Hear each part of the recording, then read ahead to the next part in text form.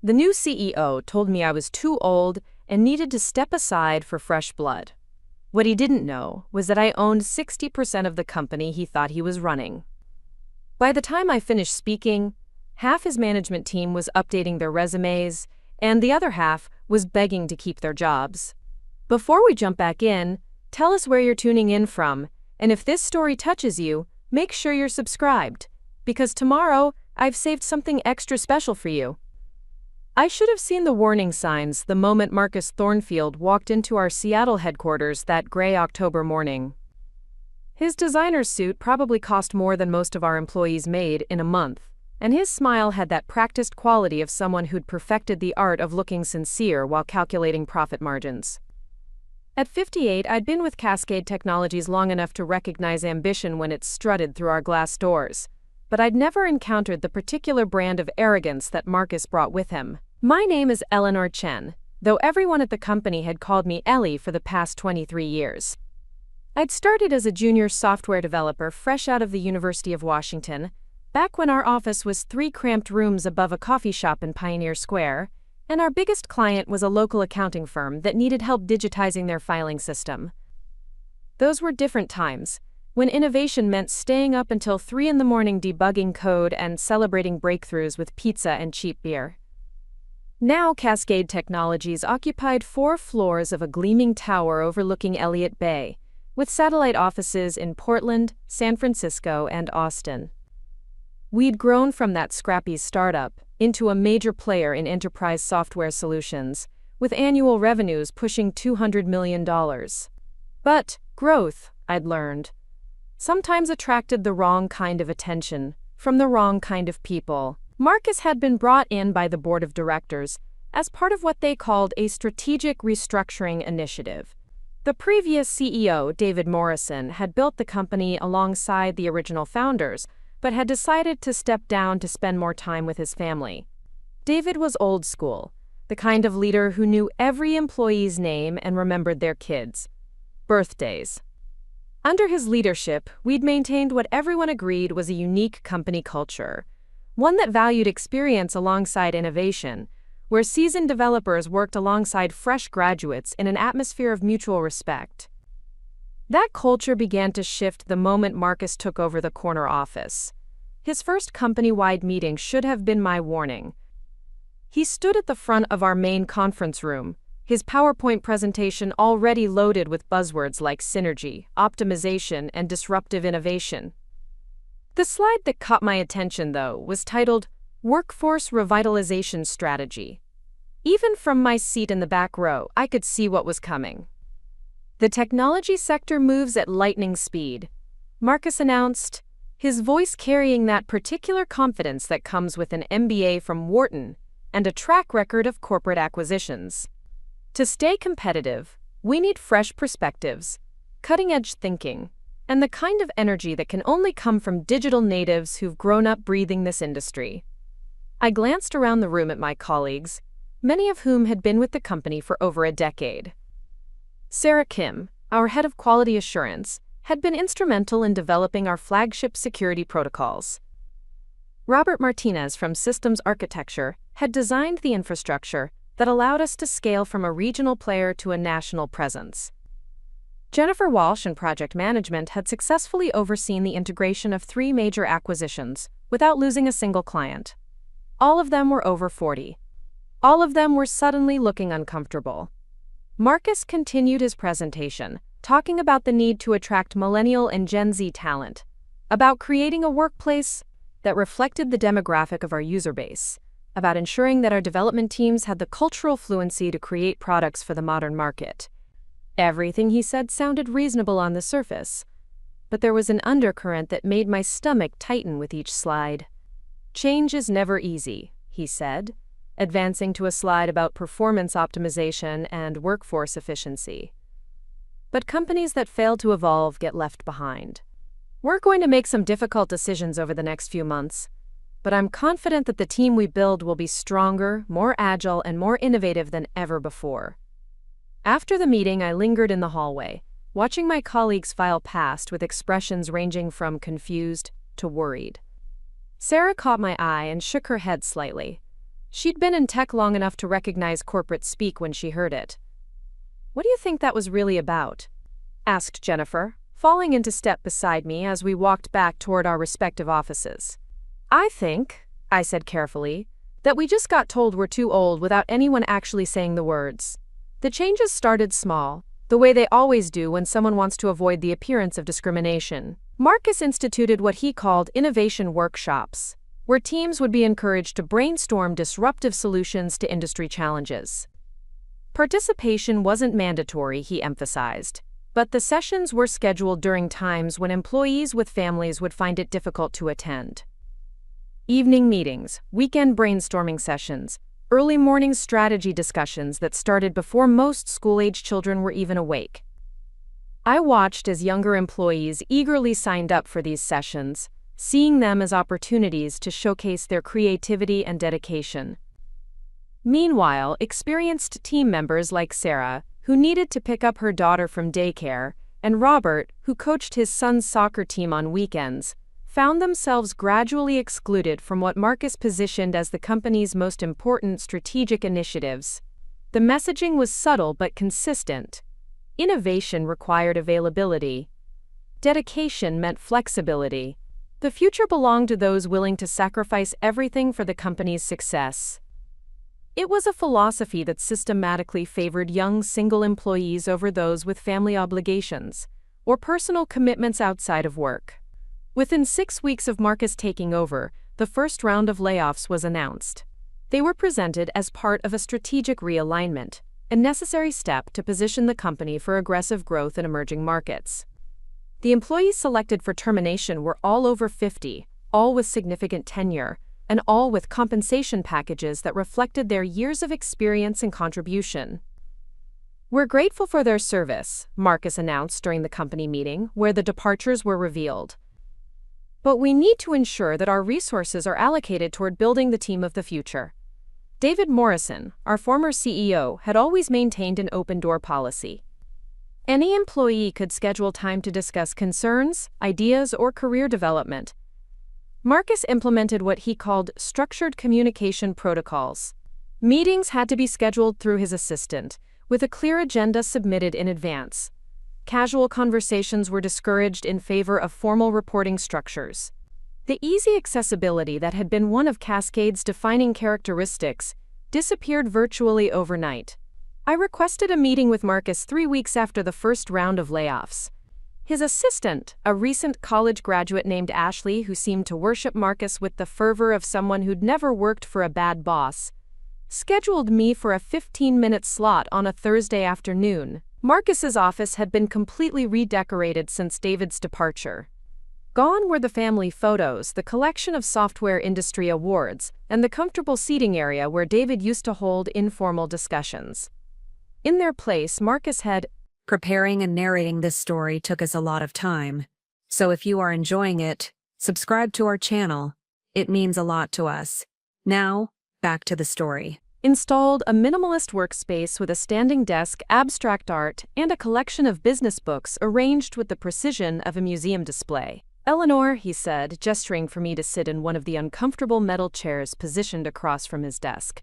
"I understand you wanted to discuss something." "I'm concerned about the direction we're heading," I said directly. "We're losing institutional knowledge with every departure. Some of the people we've let go were instrumental in building the systems that make this company profitable." Marcus leaned back in his chair, his expression patient but dismissive. "I understand that change can be difficult, especially for employees who've been here for a long time. But we need to think strategically about our human capital allocation." Human capital allocation? As if people were simply resources to be optimized rather than individuals with families, mortgages, and decades of expertise. "Sarah Kim alone has prevented 3 major security breaches over the past 5 years, I continued. "Robert Martinez designed the architecture that handles 90% of our client processing. These aren't just employees, Marcus. They're the foundation of our technical infrastructure."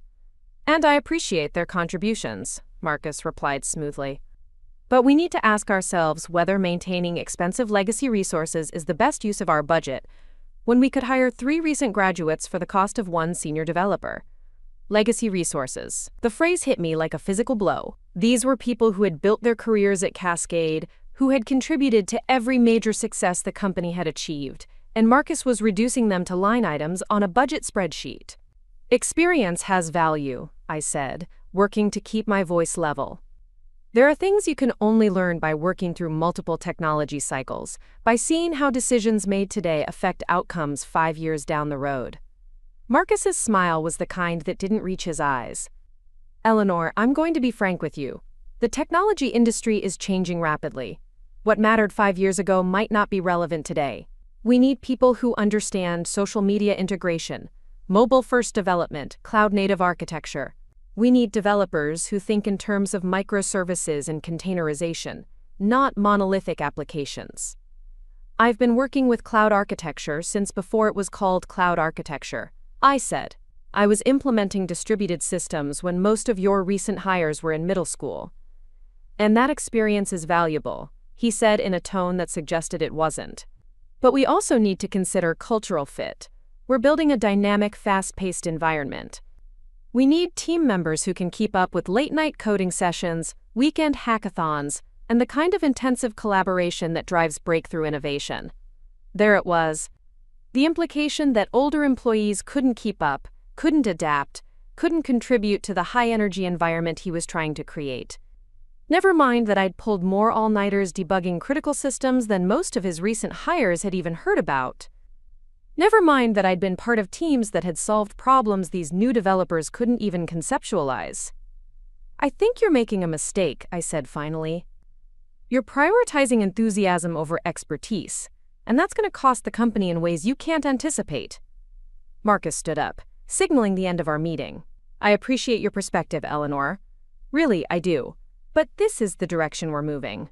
I hope you can find a way to be part of our future. The dismissal was polite but final. As I walked back to my office, I realized that I'd just been put on notice. Marcus hadn't said it explicitly, but the message was clear. Adapt to his vision, or find yourself among the next round of departures. Over the following weeks, I watched the systematic dismantling of everything that had made Cascade Technologies a place where people wanted to work. Marcus instituted mandatory overtime policies, disguised as flexible scheduling. He introduced competitive ranking systems that pitted team members against each other rather than encouraging collaboration. He brought in consultants who conducted efficiency audits that inevitably recommended eliminating the highest-paid positions in favor of junior alternatives. The breaking point came during a department meeting in early December. Marcus had called together all the senior developers to discuss what he termed a modernization initiative. The conference room was packed with people who had collectively built most of the systems that kept Cascade running, and the tension was palpable as Marcus took his position at the head of the table.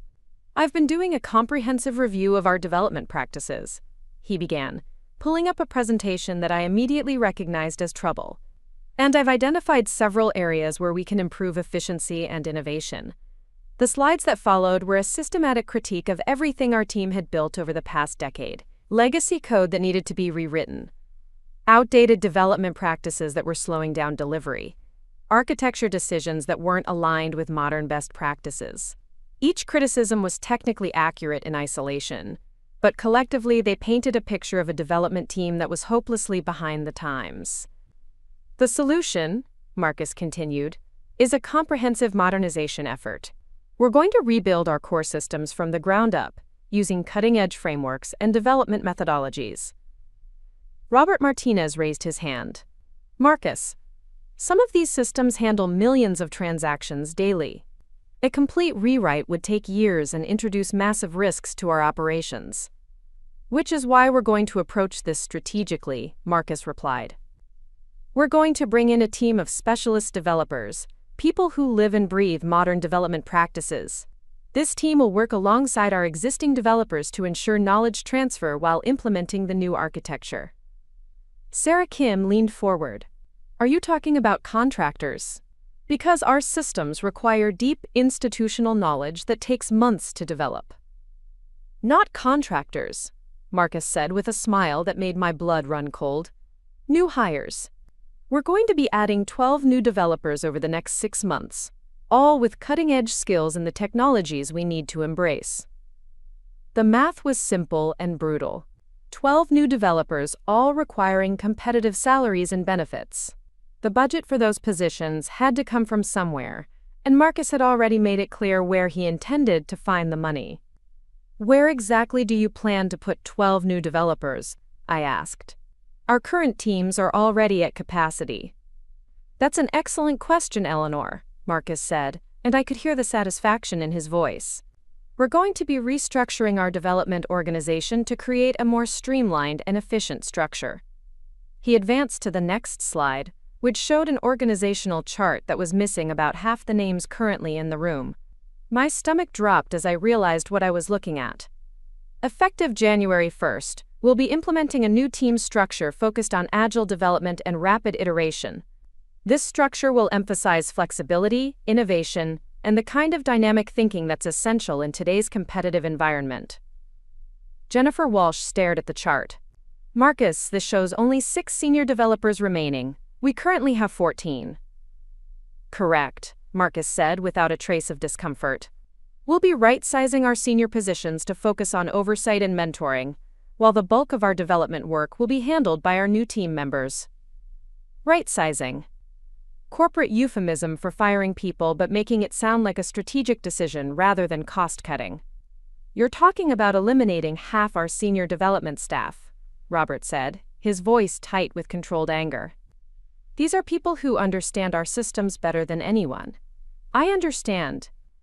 "This is difficult," Marcus replied, his tone suggesting he understood nothing of the sort. "But we need to make tough decisions to position ourselves for the future. The technology industry doesn't wait for companies that can't adapt." That's when he looked directly at me, his expression carrying a message that was impossible to misinterpret.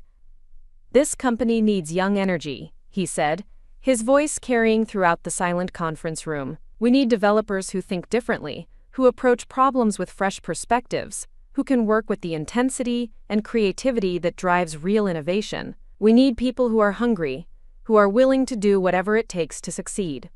The implication hung in the air like smoke. We were too old, too set in our ways, too expensive, and too comfortable to contribute to his vision of what Cascade should become. Never mind our track record. Never mind our expertise. Never mind the fact that we'd built the very company he was now trying to remake in his image. "When do you need decisions about the new structure?" Sarah asked quietly. "I'll be meeting with each senior developer individually over the next 2 weeks," Marcus said. "We'll discuss role expectations, compensation adjustments, and transition timelines." Translation. He was going to call us in one by one and explain exactly how little he valued our contributions, then offer us the choice between accepting dramatically reduced roles or finding new jobs. As the meeting ended and people filed out in stunned silence, I remained in my chair, staring at the organizational chart that represented the systematic destruction of everything we'd built. Marcus was still packing up his presentation materials when I finally spoke. "You're making a catastrophic mistake," I said. He looked up with that same patient smile. "Eleanor, I know this is hard to accept, but sometimes progress requires difficult choices." "Progress?" I stood up slowly, feeling something shift inside me that I hadn't experienced in years. "You call destroying institutional knowledge progress?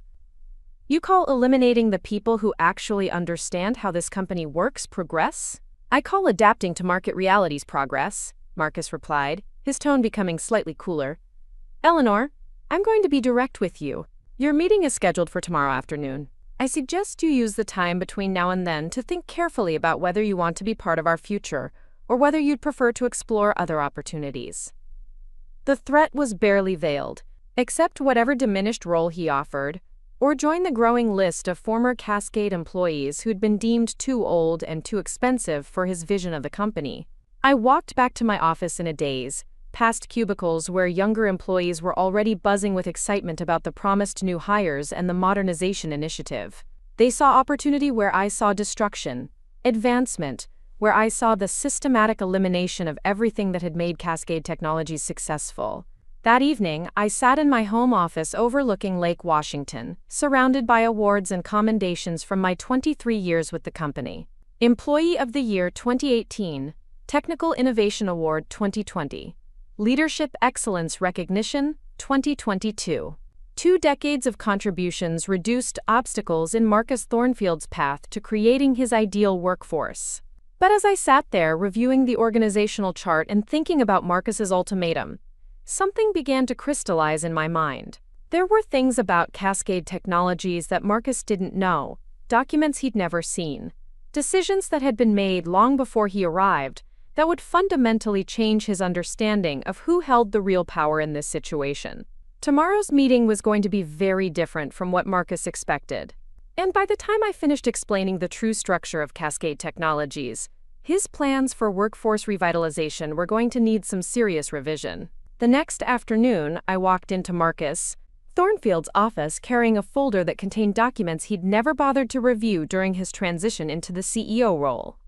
His assistant Ashley had scheduled me for 30 minutes, which I suspected Marcus thought would be more than enough time to deliver his ultimatum and accept my resignation. He was wrong about that, just as he'd been wrong about so many other things since taking over the company. Marcus was seated behind his standing desk when I entered, his posture radiating the confidence of someone who believed he held all the cards. He gestured toward the same uncomfortable metal chair I'd occupied during our previous meeting, but this time I remained standing. "Eleanor," he said, his tone carrying just the right blend of sympathy and firmness. "I appreciate you taking the time to discuss your future with the company." "Actually, Marcus," I said, setting my folder on his desk, "I thought we should discuss your future with the company." Something flickered across his expression, but he maintained his composure. "I'm not sure I understand." "I think you will in a moment," I replied, opening the folder and removing the first document. This is the original incorporation filing for Cascade Technologies, dated March 15, 2001. I'd like you to look at the founding shareholders listed on page 3. Marcus glanced at the document with the dismissive air of someone humoring a delusional employee, but as his eyes scanned the names, his expression began to change. The confident smile faded, replaced by something approaching confusion. "There must be some mistake," he said finally. "No mistake," I said, pulling out another document. "This is the current shareholder registry, updated as of last month. As you can see, the ownership structure has remained remarkably stable over the years." Marcus stared at the papers, his face going pale as he processed what he was reading. According to the documents in front of him, Eleanor Chen owned 60% of Cascade Technologies, with the remaining 40% split between 2 other original co-founders who had maintained their positions as silent partners. "This is impossible," he whispered. "The board of directors hired me. They have authority over the company." "The board has authority over daily operations," I corrected.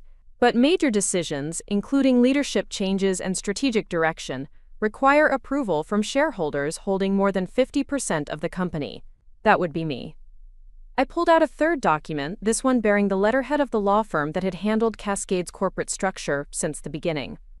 "This is a legal opinion confirming my authority as majority shareholder to make executive decisions regarding company leadership and strategic direction. It was prepared last week, after I became concerned about the direction you were taking the company." Marcus sank into his chair, the documents scattered across his desk like pieces of a puzzle he'd never known existed. "But the board said, they told me I had full authority to restructure."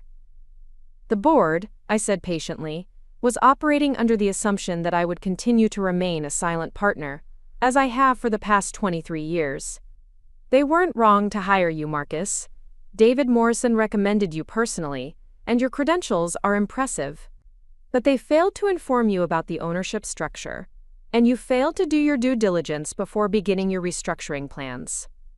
I watched him struggle to process this information, seeing the exact moment when he realized that every decision he'd made, every employee he'd terminated, every plan he'd implemented, had been done without the knowledge or consent of the person who actually controlled the company. "Why?" he asked finally. "Why didn't you tell me?" "Because I wanted to see what kind of leader you were," I said simply.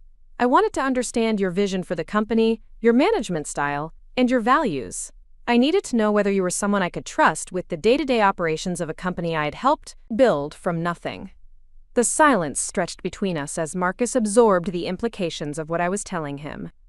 Every conversation we'd had, every dismissive comment about legacy resources and outdated employees, every plan to eliminate experienced staff in favor of cheaper alternatives, had been delivered directly to the person who had the power to end his employment with a single phone call.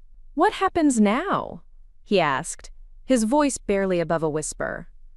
I pulled out the final document from my folder, a formal notice that I'd had prepared by our legal team.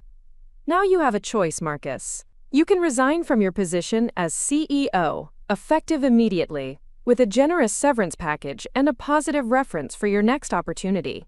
Or you can continue in your role under a modified employment agreement that gives me direct oversight of all major decisions and requires my approval for any personnel changes affecting employees with more than 5 years of tenure."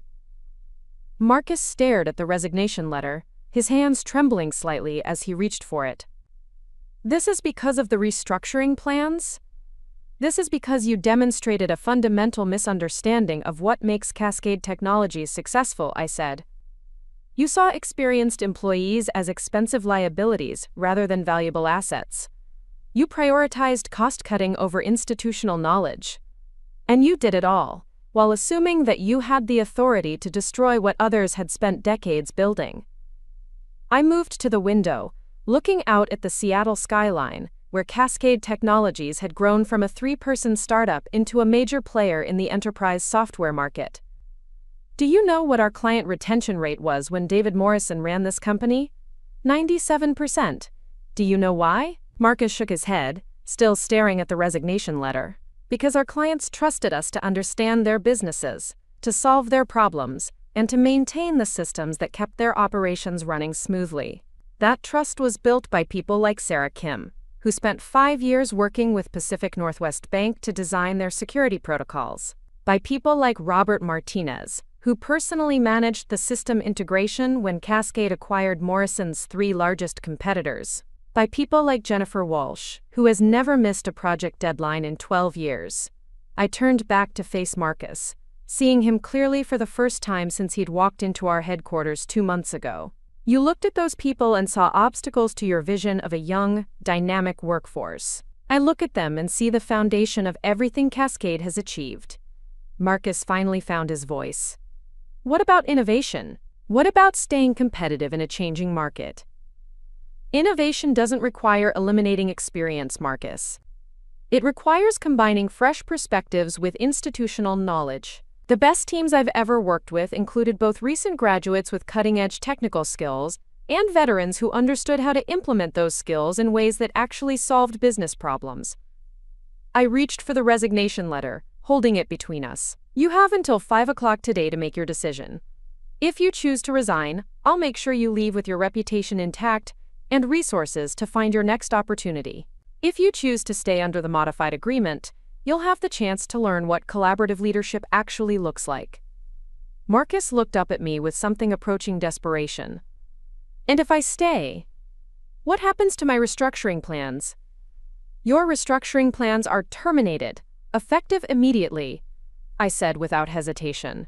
"Every employee you plan to eliminate will be retained with full compensation and benefits. The 12 new hires you plan to bring in will be reduced to 3, and they'll be hired to supplement our existing teams rather than replace them." I gathered the documents from his desk, leaving only the resignation letter. "You had one thing right, Marcus. This company does need energy. But energy comes from passion, from commitment, from people who care about building something lasting rather than optimizing quarterly performance metrics. That energy exists at every age and every experience level." As I reached the door, Marcus called out behind me. "Eleanor, wait, can I ask you something?" I turned back, seeing him slumped in his chair like a man who'd just watched his entire world shift beneath his feet. "How long have you been the majority owner?" "Since the beginning," I said simply. "I was one of the 3 co-founders who started Cascade Technologies in 2001. David Morrison was the public face of the company, but I've been the primary investor and decision-maker from day one." Marcus stared at me in disbelief. "But you're a developer. You write code. You sit in a cubicle like everyone else." "I write code because I love writing code," I said. I sit in a cubicle because I prefer working alongside my team, rather than isolating myself in an executive office. And I've remained a silent partner because I believe that the best way to build a successful company was to focus on creating great products, rather than managing corporate politics. I paused at the doorway, looking back at this man who had so completely misunderstood everything about the company he'd been hired to lead.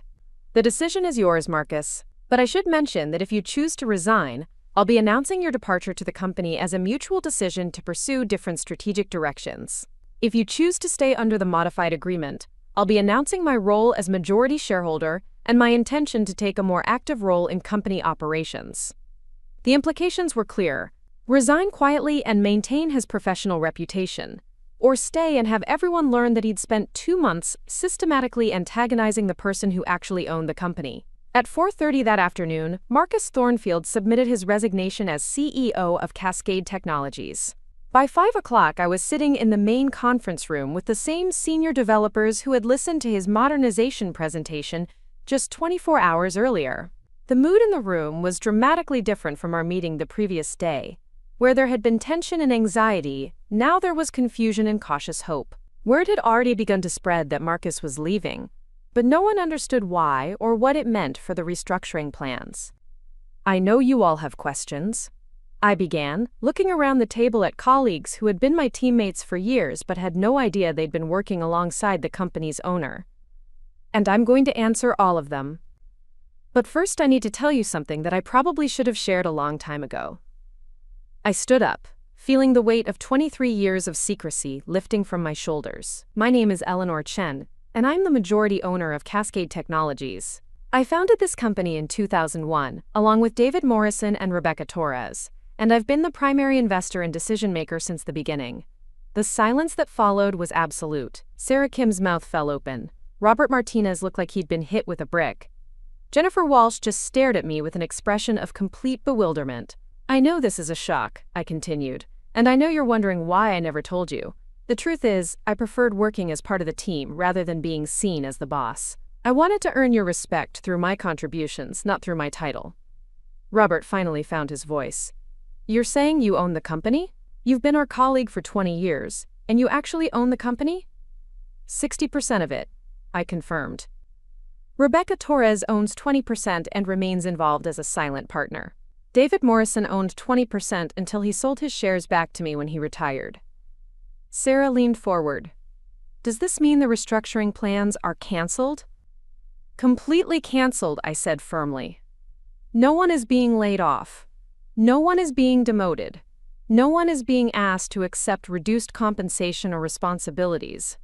The relief in the room was palpable, but I could see that my colleagues were still struggling to process the revelation. Jennifer Walsh spoke up next. Eleanor, why are you telling us this now? Because Marcus Thornfield's approach to leadership made it clear that I could no longer remain a silent partner. When someone threatens to destroy the foundation of the company you've built, you step in to protect it. I walked to the whiteboard and began sketching the organizational structure that Marcus had planned to implement, then drew red lines through the positions he intended to eliminate. Marcus saw you as expensive liabilities, I said, my voice carrying the anger I'd been suppressing for weeks. He looked at your experience and your expertise and decided that 3 recent graduates could replace each of you at a fraction of the cost. The room was completely silent as my colleagues absorbed the full scope of what had almost happened to their careers. But here's what Marcus didn't understand, I continued.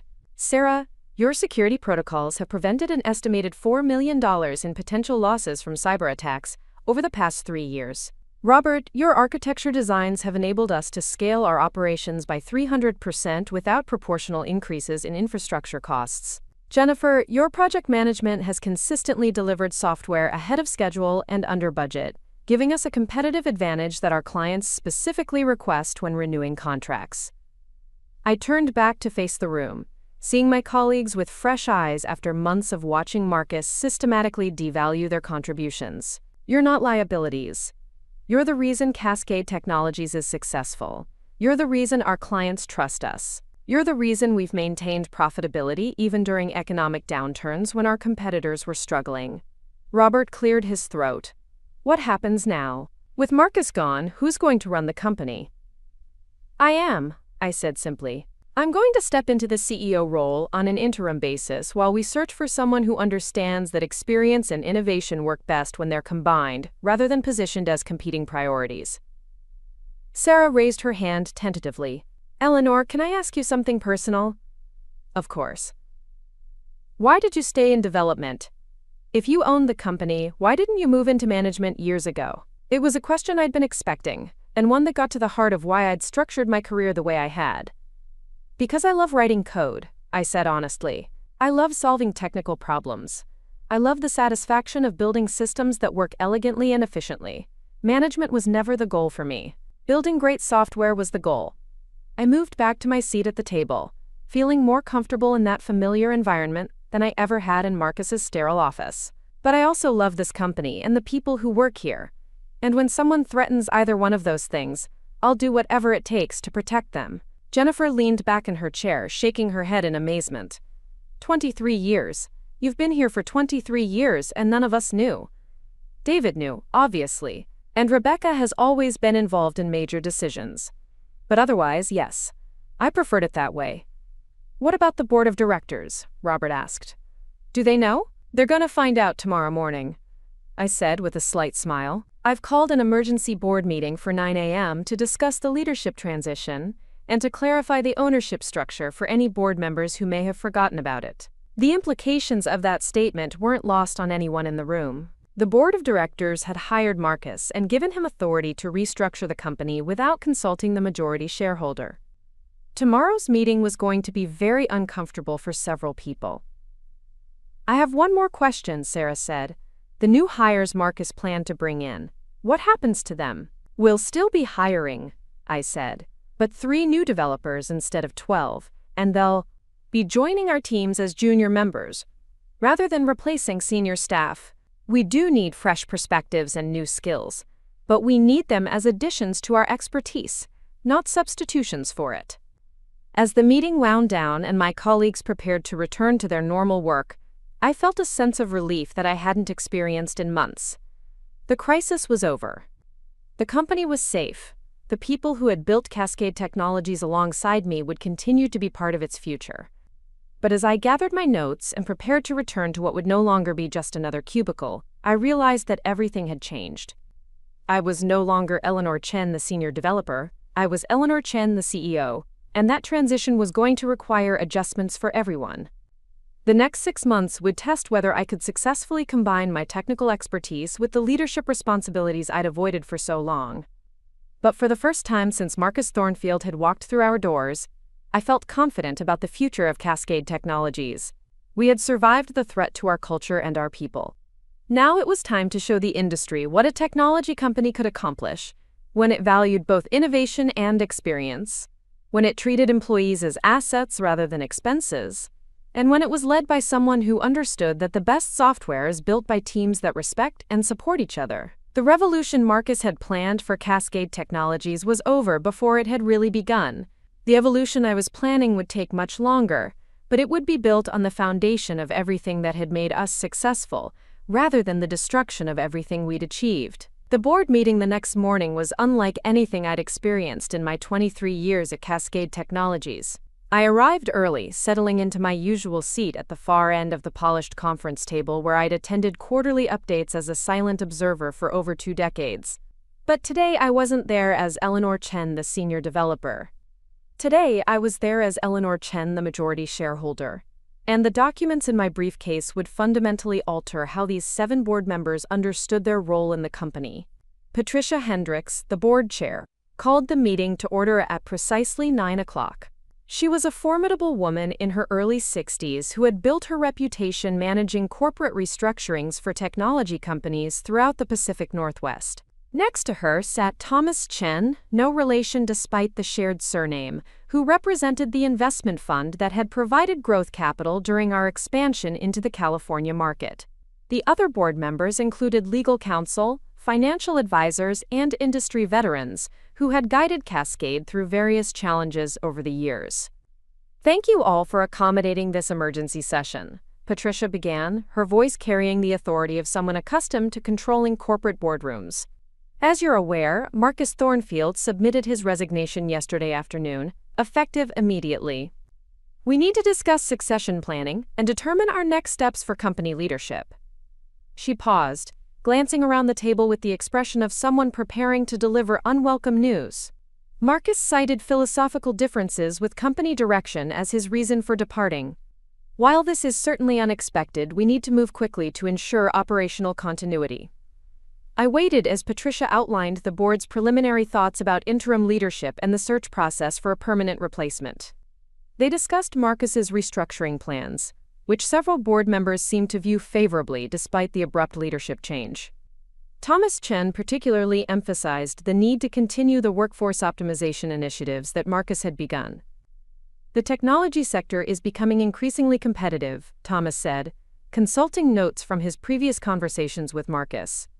We can't afford to maintain compensation structures that put us at a disadvantage when competing for contracts. The modernization plans Marcus developed would have positioned us for significant growth. Finally, Patricia turned her attention to me. Eleanor, given your tenure and your technical leadership role, we'd like your perspective on the transition. How do you think the development teams will respond to leadership changes? This was my moment. I reached into my briefcase and removed the folder that contained documents most of these board members hadn't reviewed in years, if they'd ever seen them at all. Before we discuss leadership transition, I said, my voice steady despite the magnitude of what I was about to reveal. I think we need to clarify something about the company's ownership structure. I placed the first document on the table, sliding it toward Patricia. This is the current shareholder registry for Cascade Technologies, updated as of last week. Patricia glanced at the document with the casual attention of someone expecting routine paperwork, but her expression changed dramatically as she processed what she was reading. The confident composure that had characterized her leadership of the meeting evaporated as she stared at the ownership percentages listed on the page. Eleanor, she said slowly, I think there may be some error in this documentation. No error, I replied, placing additional documents on the table.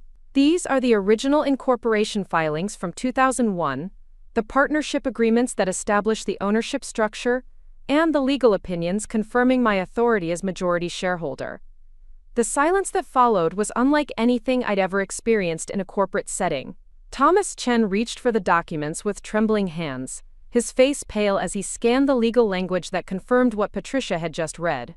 The other board members leaned forward, craning their necks to see papers that would redefine their understanding of their own authority. This is impossible, Thomas whispered. The board hired Marcus. We conducted the search process. We negotiated his compensation package.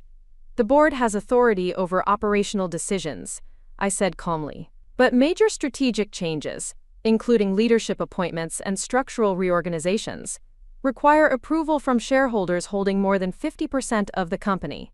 That approval was never requested, and it was never granted. Patricia set the documents down with the careful movements of someone trying to maintain composure while processing shocking information. Eleanor, you're telling us that you've been the majority owner of this company for 23 years, and we've been making decisions without your knowledge or consent? I'm telling you that you've been making operational decisions within your authority, but that Marcus's restructuring plans exceeded that authority and would have required my approval before implementation. I reached for another document, this one bearing the letterhead of Cascade's law firm. This is a formal notice that I prepared yesterday, outlining my intention to exercise direct oversight of strategic decisions moving forward. It also confirms that Marcus Thornfield's employment was terminated at my direction due to his plans to eliminate experienced staff without proper authorization. The board members exchanged glances that ranged from confused to panicked. These were people who prided themselves on their corporate governance expertise, and they were realizing that they'd been operating under fundamental misunderstandings about their own authority. Thomas Chen found his voice first. Eleanor, why didn't you ever tell us? In all these years, why did you let us believe we had autonomous decision-making authority? Because until yesterday, you'd never made decisions that threatened the foundation of the company, I replied. David Morrison understood the ownership structure and made sure that major decisions aligned with my vision for Cascade. The board provided valuable oversight and guidance within that framework. I stood up and walked to the window overlooking Elliott Bay, the same view I'd contemplated from Marcus's office just 24 hours earlier. But Marcus's approach represented a fundamental departure from everything that made Cascade successful. He saw our experienced employees as expensive obstacles rather than valuable assets. He planned to eliminate institutional knowledge in favor of cost savings. That required intervention. Patricia cleared her throat uncomfortably. What does this mean for the board moving forward? What's our role if you're exercising direct control over strategic decisions? Your role remains largely the same, I said, returning to my seat. You provide oversight, guidance, and expertise on operational matters. You ensure compliance with regulatory requirements and industry standards. You offer perspective on market conditions and competitive positioning. I gathered the documents back into my folder, leaving copies for each board member to review. What changes is that major decisions affecting company culture, workforce composition, and strategic direction will require my approval. And I'll be taking a more active role in ensuring that those decisions align with the values and principles that built this company. Thomas leaned forward. And what are those values from your perspective? It was a question that got to the heart of everything I'd been fighting to preserve over the past 2 months. Innovation through collaboration rather than competition, I said without hesitation. Respect for experience alongside enthusiasm for new ideas. Investment in people as assets, rather than management of people as expenses. Building sustainable success rather than optimizing short-term metrics. I paused, looking around the table at faces that were still processing the dramatic shift in their understanding of corporate hierarchy. Marcus looked at our senior developers and saw salary costs that could be reduced. I look at those same people and see the expertise that enables us to solve complex problems for clients who trust us with their most critical systems. That's not just a philosophical difference. It's a fundamental disagreement about what makes a technology company valuable. The legal counsel Margaret Walsh spoke up for the first time. Eleanor, from a governance perspective, we need to understand the implications of this change. Are you planning to replace the board? Are you restructuring the corporate management framework? I'm not planning to replace anyone who's willing to work within the proper authority structure, I said. But I am planning to ensure that future decisions are made with full understanding of the ownership hierarchy and with appropriate consultation on strategic matters. Patricia gathered her composure and resumed her role as board chair, though the dynamics of the meeting had shifted irrevocably. What's our immediate priority regarding leadership succession? I'll be serving as interim CEO while we conduct a search for someone who understands how to build on our strengths rather than eliminate them, I said. The search will focus on leaders who have experience growing technology companies through collaboration and innovation rather than cost-cutting and workforce optimization. Thomas Chen looked up from the documents he'd been studying. What about the restructuring plans Marcus developed? Some of those initiatives could have generated significant cost savings. This was the question I'd been expecting, and it gave me the opportunity to address the fundamental misunderstanding that had led to the current crisis. Thomas, let me ask you something, I said. Do you know what our client retention rate has been over the past 5 years? He consulted his notes, clearly unsure where I was heading. Approximately 97%, which is exceptional for the industry. And do you know why our retention rate is so much higher than our competitors? Thomas hesitated. Superior technology? Competitive pricing? Personal relationships, I said firmly. Our clients stay with us because they trust the people who manage their accounts, implement their systems, and solve their problems. Sarah Kim has worked with Pacific Northwest Bank for 8 years. When they have a security concern, they call Sarah directly, because they know she understands their infrastructure better than anyone else.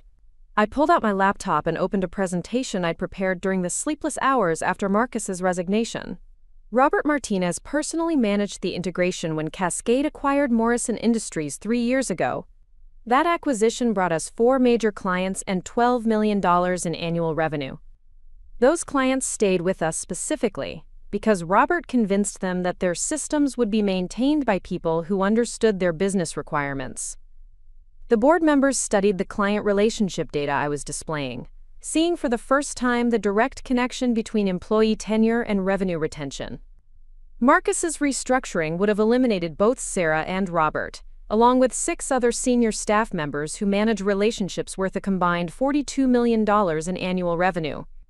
The cost savings from replacing them with junior developers would have been approximately $1.8 million per year. The revenue risk from losing even 20% of those client relationships would have been $8.4 million annually. The numbers hung in the air like an indictment of the board's previous enthusiasm for Marcus's modernization plans. Patricia stared at the spreadsheet showing client relationships mapped to specific employees, many of whom had been targeted for elimination. "Why wasn't this analysis presented when Marcus proposed his restructuring?" she asked. "Because Marcus never requested this analysis," I replied. "He made assumptions about the replaceability of senior staff without investigating the client relationships those staff members maintained. He saw salary costs without considering revenue dependencies." Margaret Walsh leaned forward. "Eleanor, this suggests that the board approved restructuring plans without sufficient due diligence. That's a serious governance failure. The board approved plans based on information provided by the CEO," I said diplomatically. Marcus presented his recommendations as operational efficiencies without highlighting the client relationship risks. That's why major strategic decisions require input from people who understand the full scope of business operations. I closed my laptop and looked around the table at 7 people who were beginning to understand how close they'd come to approving the systematic destruction of Cascade's competitive advantages. "Moving forward," I continued, "all workforce decisions affecting employees with more than 3 years of tenure will require detailed analysis of client relationships, project dependencies, and knowledge transfer requirements. No one gets eliminated simply because their salary seems high relative to market alternatives." Thomas Chen set down his pen and looked directly at me. "Eleanor, I have to ask. If you felt this strongly about preserving senior staff, why did you let Marcus get as far as he did? Why didn't you intervene earlier?" It was a fair question, and one that had kept me awake for most of the night. Because I hoped he would recognize the value of experienced employees once he had time to understand our operations. I said honestly, I believed that someone with his credentials and background would eventually see what made Cascade successful and would modify his approach accordingly. I paused, remembering the meetings where I'd tried to explain the importance of institutional knowledge, only to be dismissed as someone clinging to outdated practices. I also believed that my colleagues deserved the opportunity to demonstrate their value without interference from ownership. I wanted Marcus to evaluate our team based on their contributions, not on my recommendations. Patricia nodded slowly. But he never made that evaluation. He made assumptions instead of evaluations, I corrected. He looked at birth dates and salary figures rather than performance metrics and client feedback. That's when I realized that intervention was necessary. The meeting continued for another hour as board members asked questions about the ownership structure, the transition process, and the implications for their own roles. By the time we adjourned, everyone understood that Cascade Technologies would be operating under a fundamentally different governance model moving forward. But as I gathered my documents and prepared to leave the conference room, Patricia asked one final question that would shape how I approached the next phase of company leadership. "Eleanor, what do you want Cascade to become? Not what you want to preserve, but what you want to build?" I considered the question carefully, thinking about the company I'd helped found 23 years earlier, and the organization it had become under David Morrison's leadership. "I want Cascade to become the place where technology professionals come to do the best work of their careers," I said finally. "I want us to be known for solving problems that other companies can't solve, for building systems that other companies can't build, and for maintaining client relationships that other companies can't sustain." I moved toward the door, then turned back to address the full board one more time.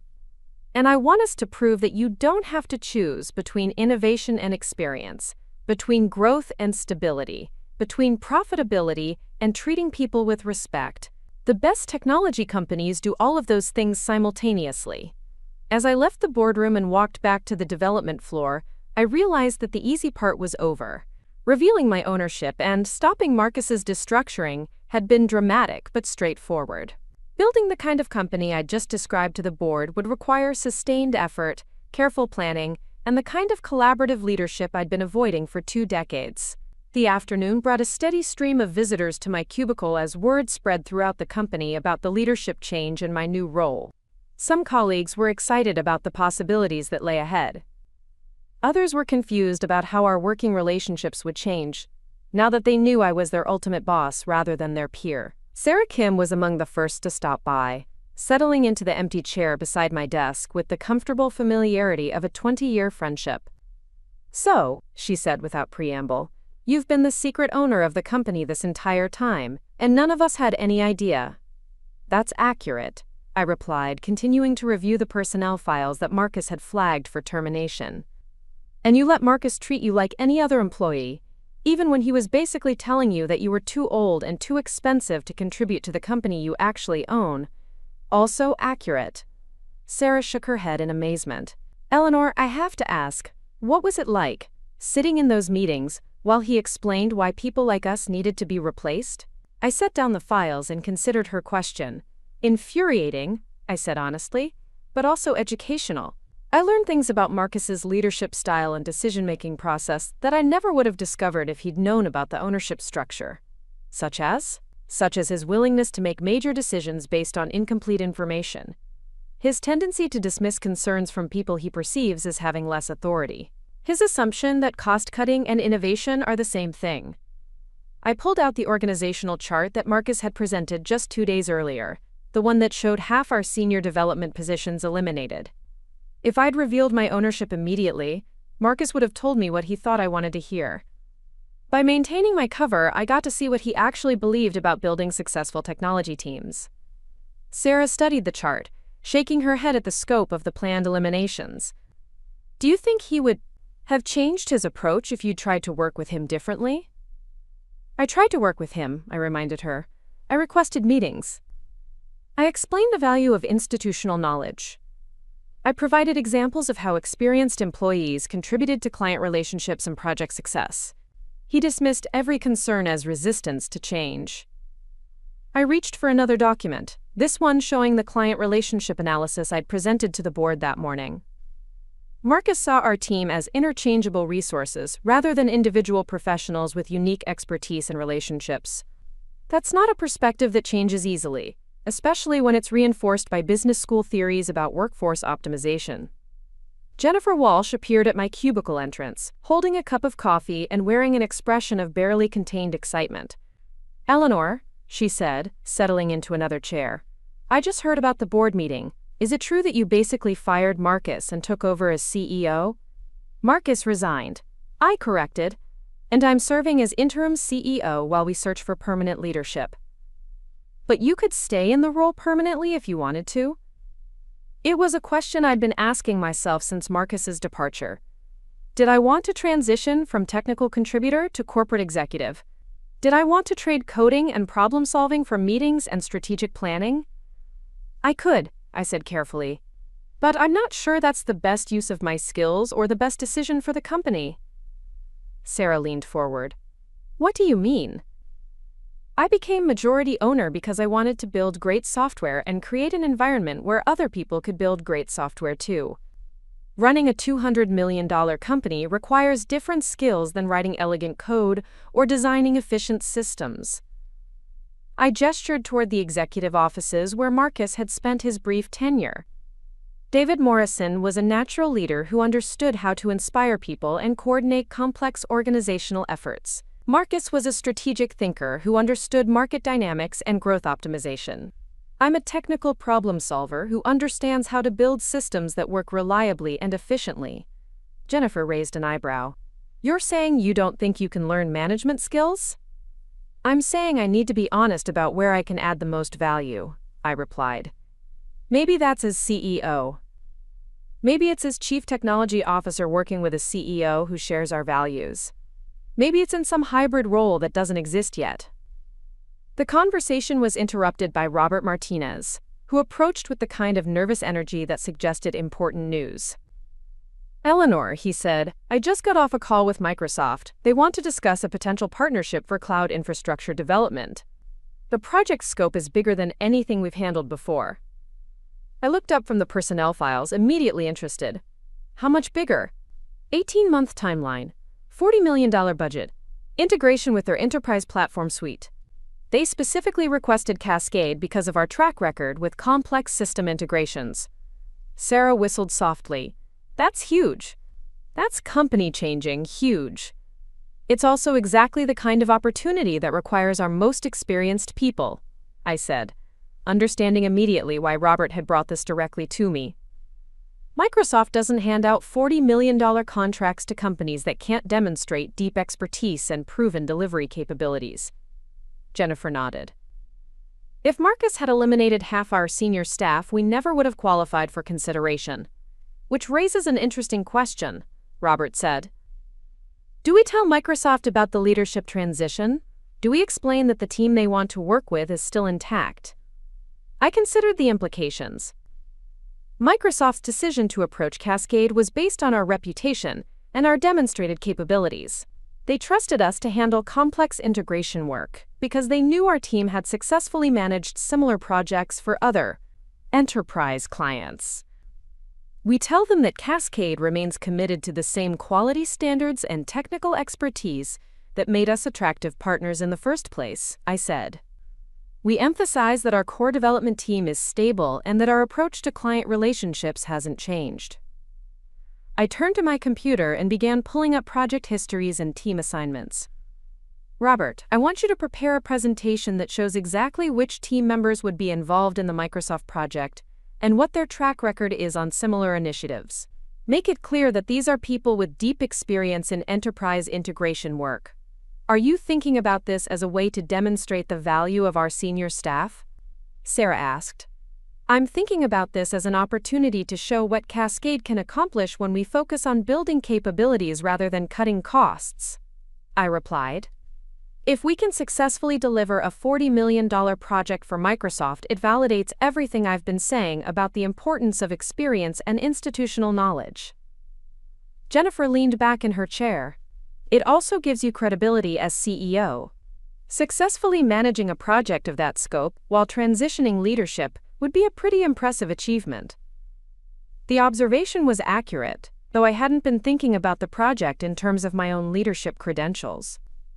But as I considered the broader implications, I realized that the Microsoft opportunity represented something more significant than a single contract. This project could be a proof of concept for the kind of company I want Cascade to become, I said slowly. High-value, complex work that requires deep expertise and collaborative problem-solving. The kind of projects that justify investing in experienced people rather than replacing them with cheaper alternatives. I stood up and walked to the whiteboard that occupied one wall of our shared workspace, beginning to sketch the project timeline and resource requirements. If we can demonstrate that our approach delivers superior results for clients like Microsoft, it becomes much easier to attract similar opportunities. And if we can build a reputation for handling projects that other companies can't manage, we create a sustainable competitive advantage that doesn't depend on being the lowest cost provider. Robert joined me at the whiteboard, adding technical details about the integration requirements. The timeline is aggressive but manageable if we can dedicate our most experienced people to the project. Microsoft specifically mentioned wanting to work with senior architects who understand enterprise-scale challenges. Which brings us back to the fundamental question Marcus never answered, Sarah said. How do you balance the need for experienced leadership with the benefits of fresh perspectives and new ideas? I turned back to face my colleagues, feeling the excitement that always came with tackling complex technical challenges. You structure teams that combine both, I said. Senior architects who understand the big picture working with junior developers who bring new approaches to implementation. Project managers who know how to navigate client relationships paired with recent graduates who understand cutting-edge tools and methodologies. I began sketching team structures on the whiteboard, showing how different experience levels could complement each other rather than compete for the same roles. The Microsoft project gives us the perfect opportunity to test this approach. We can build teams that leverage institutional knowledge while incorporating innovative techniques. We can demonstrate that diversity of experience leads to better solutions than homogeneous teams at any experience level. Jennifer nodded thoughtfully. And if it works, you have a model for how to grow the company without eliminating the people who built it. Exactly, I said. Growth through addition rather than replacement. Innovation through collaboration rather than disruption. As my colleagues returned to their work, I remained at the whiteboard, staring at the team structures I'd sketched and thinking about the conversation with the board of directors that morning. Patricia had asked what I wanted Cascade to become, and I'd given her an answer about solving complex problems and maintaining client relationships. But looking at the whiteboard, I realized that my vision was actually more specific than that.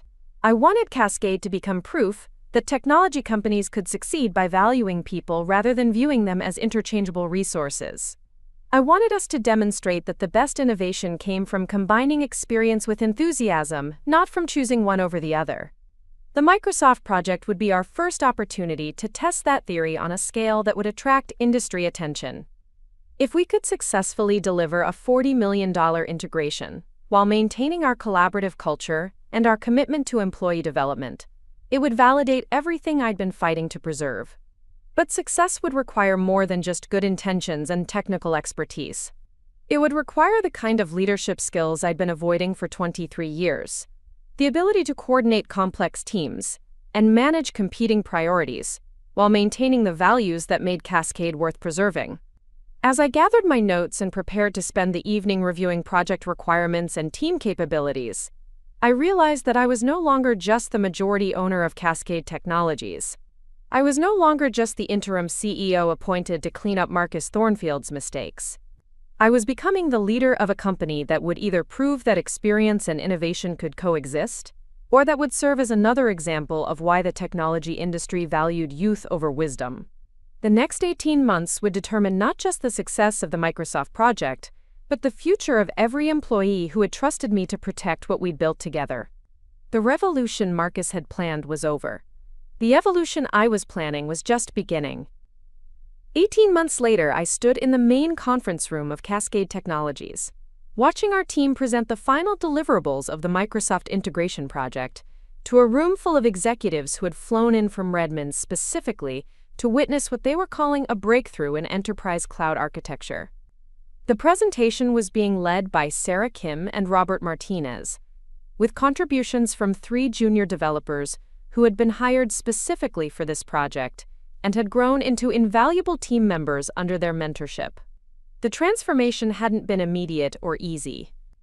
In those first weeks after Marcus's departure, I'd struggled to balance my technical instincts with the leadership responsibilities that came with running a company.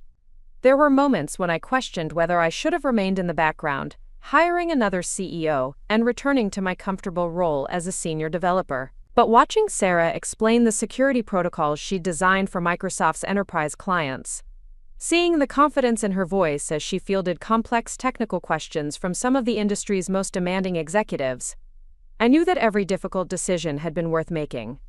The Microsoft project had become more than just a $40 million contract. It had become a laboratory for testing whether experienced professionals and recent graduates could collaborate to produce results that neither group could achieve alone. The security framework that Sarah had architected was enhanced by machine learning algorithms developed by Marcus Kim, a 25-year-old data scientist we'd hired 6 months into the project. The system integration protocols that Robert had designed were implemented using containerization technologies that Jennifer Torres, a recent graduate from Carnegie Mellon, had proposed during one of our weekly innovation sessions. The most impressive aspect of this implementation, said Dr. Amanda Foster, Microsoft's Vice President of Enterprise Solutions, isn't just the technical excellence, though that's certainly remarkable. It's the seamless integration of cutting-edge methodologies with proven architectural principles. You've created something that's both innovative and reliable, which is rare in enterprise software development. I exchanged glances with Patricia Hendricks, who had remained as board chair and had become one of my most valuable advisors during the transition to permanent CEO. The compliment from Dr. Foster was exactly what we'd hoped to hear: validation that our approach to combining experience with innovation was producing measurable results. The presentation continued with demonstrations of the system's performance under various load conditions, its security protocols under simulated attack scenarios, and its integration capabilities with existing Microsoft enterprise tools. Each demonstration showcased not just technical achievement, but the collaborative process that had made those achievements possible. When Marcus Kim explained how his machine learning algorithms had been refined through consultation with Sarah's security expertise, he wasn't just describing technical implementation. He was describing a mentorship relationship that had enhanced both participants' capabilities. When Jennifer Torres demonstrated the containerization framework she'd developed, she acknowledged how Robert's guidance had helped her understand enterprise-scale reliability requirements that weren't taught in academic computer science programs. "We'd like to discuss expansion opportunities," Dr. Foster said as the formal presentation concluded. "Based on what we've seen today, Microsoft is interested in partnering with Cascade on 3 additional projects over the next 2 years. The combined value would be approximately $120 million. The figure hung in the air like a validation of everything we'd fought to preserve. When Marcus Thornfield had planned his restructuring 18 months earlier, he'd projected cost savings of $8 million annually from eliminating senior staff. The Microsoft partnership alone would generate revenues that dwarfed those savings by a factor of more than 30. But the financial success, while gratifying, wasn't the most important outcome of the past year and a half. The most important outcome was sitting around the conference table, in the form of a development team that had grown stronger rather than smaller, more capable rather than less expensive, more innovative rather than more standardized. After the Microsoft executives departed and our team had celebrated with champagne and pizza in the break room, I found myself alone in my office, reflecting on the journey that had brought us to this point. The office itself was symbolic of the changes we'd implemented. Unlike Marcus's sterile executive suite, I'd chosen a space that was part workspace and part collaboration area, with a standing desk for administrative work and a comfortable seating area where team members could drop by for informal discussions. The walls were covered with whiteboards that displayed current project architectures, team assignments, and strategic planning notes. Unlike the abstract art that Marcus had preferred, my office featured framed photographs of Cascade teams at various project milestones, award ceremonies, and company events. These were reminders that technology companies weren't built by organizational charts and budget spreadsheets, but by people working together to solve complex problems. Sarah Kim knocked on my open door frame, holding 2 cups of coffee and wearing the satisfied expression of someone who had just successfully defended 18 months of intensive work in front of one of the industry's most demanding audiences. "Room for one more celebration?" she asked, settling into one of the chairs facing my desk. "Always," I replied, accepting the coffee and gesturing toward the whiteboards where we'd mapped out the Microsoft project timeline over a year earlier. "Hard to believe we're actually finished." "Finished with Phase 1, Sarah corrected. "If we accept their expansion proposal, we're looking at 2 more years of collaboration." I nodded, though I was already thinking beyond the immediate Microsoft opportunity. The success of this project had attracted attention from other enterprise clients who were interested in Cascade's approach to complex system integration. Our reputation for combining technical innovation with reliable delivery was generating inquiries that would have been impossible to handle with Marcus's reduced workforce. "Can I ask you something?"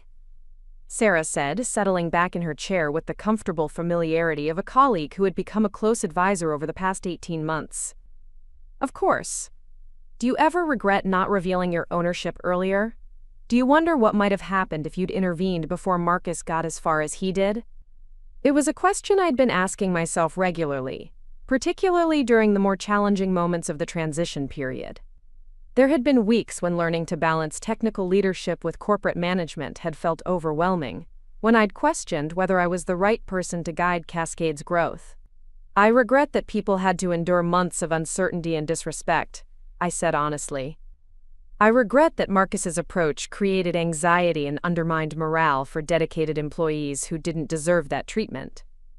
I paused, considering the broader implications of Sarah's question.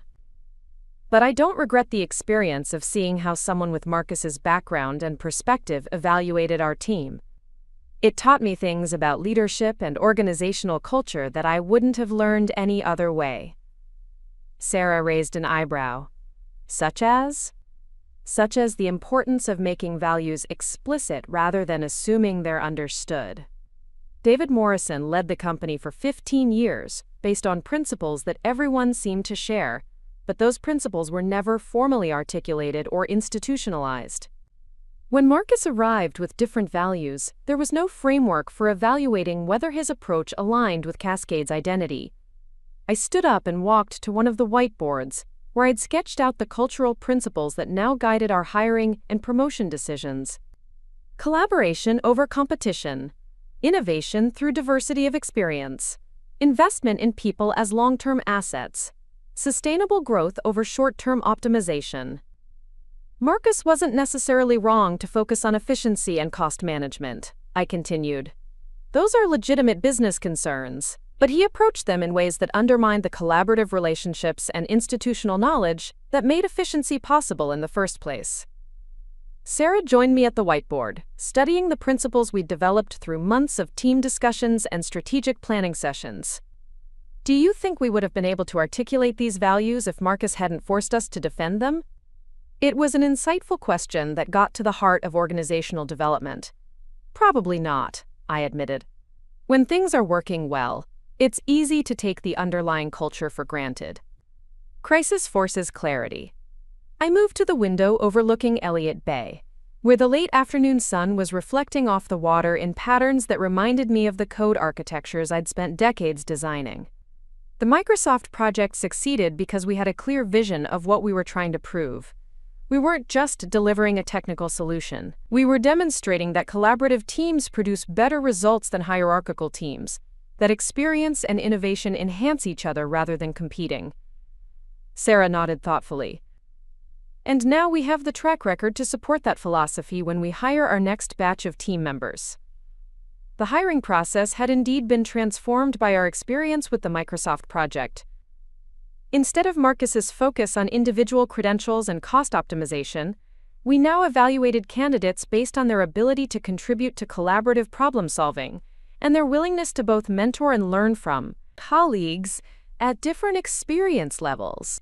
Our recent hires included seasoned professionals who were looking for environments where their expertise would be valued, recent graduates who were attracted to mentorship opportunities and challenging technical problems, and mid-career developers who wanted to work on projects that combined cutting-edge technology with real-world business impact. Speaking of hiring, Sarah said, returning to her chair, "Have you made a decision about the CTO position?" The question touched on one of the most significant organizational changes we'd implemented during the Microsoft project. As Cascade grew and took on more complex contracts, it became clear that we needed formal technical leadership that could coordinate across multiple project teams while maintaining our collaborative culture. "I've been thinking about it," I said, though the truth was more complicated. Several board members had suggested that I should transition from CEO to CTO, focusing on technical strategy while hiring someone else to handle the administrative and financial aspects of running the company. The idea was appealing in many ways, as it would allow me to return to the technical work I loved while maintaining influence over the company's strategic direction. But the past 18 months had taught me that leadership wasn't just about technical expertise or strategic vision. It was about creating environments where talented people could do their best work, about making decisions that balanced multiple competing priorities, about taking responsibility for outcomes that affected hundreds of employees and millions of dollars in client commitments. "I think," I said slowly, "that the traditional separation between technical and business leadership might not be the right model for Cascade. Our success comes from integrating technical excellence with business strategy, not from treating them as separate domains." Sarah leaned forward with interest. "Are you talking about staying as CEO but maintaining hands-on technical involvement?" "I'm talking about evolving the role to match our company's needs rather than conforming to conventional organizational structures," I replied. "Microsoft chose to work with us because they trusted our technical judgment and our business execution. Those capabilities are connected, not separate." The conversation was interrupted by Robert Martinez, who appeared in the doorway with the expression of someone bearing important news. "Eleanor," he said, "I just received a call from Amazon Web Services. They want to discuss a potential partnership for developing next-generation database optimization tools. The preliminary scope is even larger than the Microsoft project." I looked up from my notes, immediately intrigued. "How much larger?" 3-year timeline, estimated budget of $200 million, with potential for expansion into international markets. They specifically mentioned wanting to work with Cascade because of our reputation for combining technical innovation with enterprise-scale reliability. Sarah whistled softly. That's not just a project.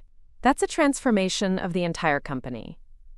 It's also validation that our approach is attracting exactly the kind of opportunities we hoped to pursue, I said, understanding immediately that this represented far more than a single contract.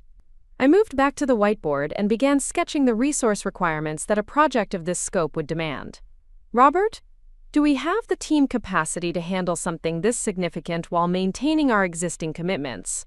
Not with our current staffing levels, he replied honestly.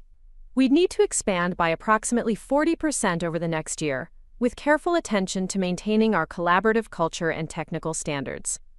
The challenge was both exciting and daunting. Growing from 180 employees to over 250, while preserving the values and relationships that made Cascade effective, would require the kind of thoughtful expansion that Marcus's approach had specifically. Rejected. What's our timeline for responding to Amazon? I asked. They want a preliminary proposal within 6 weeks, with detailed technical specifications and team assignments. If we're selected, the formal contract negotiations would begin in early fall. I turned to Sarah and Robert, seeing in their expressions the same mixture of excitement and determination that had characterized our approach to the Microsoft project. Are we ready for this? The question isn't whether we're ready, Sarah said.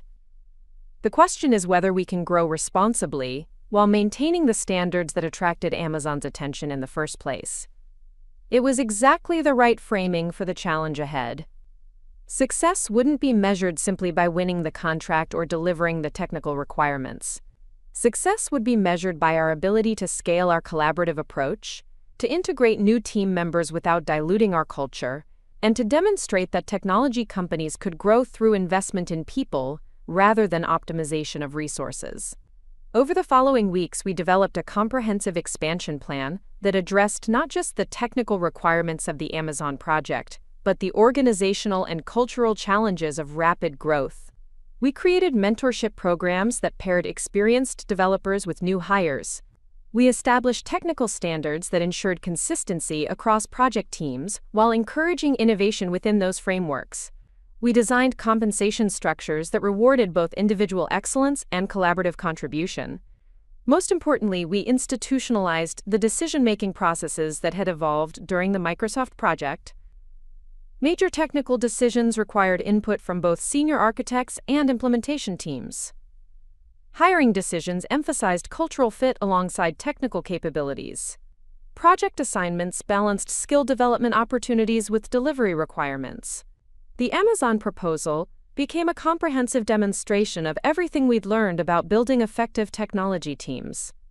Instead of simply responding to their technical specifications, we presented a partnership model that emphasized collaborative development, knowledge transfer, and sustainable innovation practices. When we received confirmation that Amazon had selected Cascade as their development partner, the announcement came with a letter from their chief technology officer that perfectly captured what we'd been working to achieve. Cascade Technologies has demonstrated a unique ability to combine cutting-edge technical capabilities with mature business practices, the letter read. Your team's approach to collaborative development and knowledge management represents exactly the kind of partnership we need for our most challenging initiatives. We're excited to work with an organization that values both innovation and reliability. The celebration that followed was different from the quiet satisfaction we'd felt at the conclusion of the Microsoft project. This was recognition that Cascade had become something larger than a successful regional software company. We had become a demonstration that technology organizations could succeed by investing in people, by combining experience with enthusiasm, and by treating growth as an opportunity to strengthen rather than optimize our foundational capabilities. As I stood in our main conference room, surrounded by colleagues who had survived Marcus Thornfield's restructuring plans and new team members who had joined our expanded organization, I realized that we had accomplished something that went beyond business success. We had proved that technology companies didn't have to choose between innovation and experience, between growth and stability, between profitability and treating people with dignity. The journey from that Christmas Eve confrontation with Marcus to this moment of industry recognition had required difficult decisions, uncomfortable conversations, and the kind of sustained leadership effort I'd spent decades avoiding. But It had also demonstrated that values-based leadership could produce both financial success and personal satisfaction for everyone involved. Sarah Kim approached me as the celebration began to wind down, carrying 2 glasses of champagne and wearing the expression of someone reflecting on a complex journey. "So," she said, offering me one of the glasses, "any regrets about stepping out of the shadows and taking control of the company?" I considered her question while looking around the room at the faces of people who had trusted me to protect what we'd built together and to guide its evolution into something even better. "None," I said finally. "This is what Cascade was always meant to become. We just needed someone willing to fight for it." The transformation was complete, but the evolution was just beginning. With the Amazon partnership and the reputation we'd built through the Microsoft project, Cascade Technologies was positioned to become a leader in enterprise software development. Known not just for technical excellence, but for the collaborative culture that made that excellence possible. Marcus Thornfield had been wrong about many things, but he'd been right about one. The company did need energy. It just wasn't the kind of energy that came from eliminating experience in favor of enthusiasm. It was the kind of energy that came from combining the wisdom of veterans with the passion of newcomers, from treating every team member as an investment rather than an expense, and from building something that would last rather than optimizing something for short-term gain. As I walked back to my office, past cubicles where experienced developers worked alongside recent graduates on problems that neither group could solve alone, I felt the deep satisfaction that comes from knowing you've done something important and done it well. We had saved more than jobs or careers. We had saved an approach to technology development that valued people as much as profits, that prioritized sustainable success over immediate optimization, and that proved that the best innovation comes from collaboration rather than competition. The revolution Marcus had planned would have destroyed all of that. The evolution we had implemented had strengthened it, creating a model that other technology companies were already beginning to study and emulate. Tomorrow would bring new challenges, new opportunities, and new decisions about how to grow while preserving what made us valuable.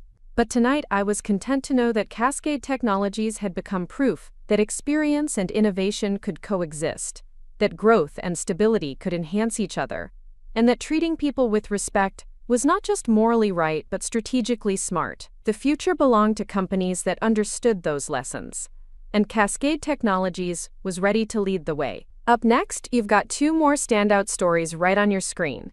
If this one hit the mark, you won't want to pass these up. Just click and check them out.